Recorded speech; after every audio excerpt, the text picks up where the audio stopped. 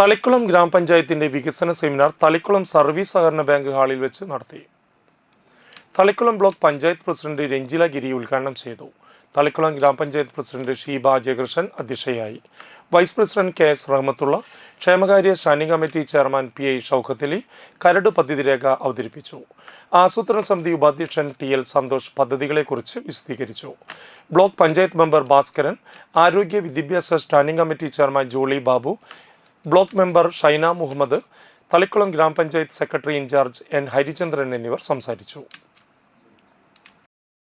നമ്മുടെ പദ്ധതി രൂപീകരണത്തിന്റെ ഭാഗമായിട്ട് ഉള്ള ഈ വികസന സെമിനാർ നമ്മുടെ പ്രദേശത്തിന്റെ ആവശ്യങ്ങൾ അനുസരിച്ചുള്ള ചർച്ചകളും നിർദ്ദേശങ്ങളും ഒക്കെ ഗ്രാമപഞ്ചായത്തിൽ നിന്നും ഗ്രാമസഭകളിൽ നിന്നും വർക്കിംഗ് കമ്മിറ്റികളിൽ നിന്നും ഉള്ള പദ്ധതികളുടെ ഒരു കരട് രേഖ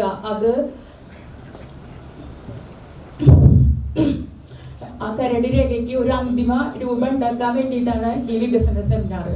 നമ്മുടെ പ്രദേശത്തിന് സാധാരണക്കാർക്ക് ആവശ്യമായ, ഉദാഹരണത്തിന് പറയുകയാണെങ്കിൽ നമ്മളുടെ സ്നേഹതീരത്തിനടുത്തുള്ള ശ്മശാനം, പൊതു ശ്മശാനം, അതുപോലെ നമ്മളുടെ ഹെൽത്ത് സെൻ്ററിൽ രോഗികൾക്ക് കിടത്തി ചികിത്സിക്കാനായിട്ട് ഉണ്ടാക്കിയ ബിൽഡിങ്, അതുപോലുള്ള സാധാരണക്കാരുടെ ആവശ്യങ്ങൾക്ക് അനുസരിച്ചുള്ള പദ്ധതികൾ വരട്ടെ എന്നും, അതുപോലെ തന്നെ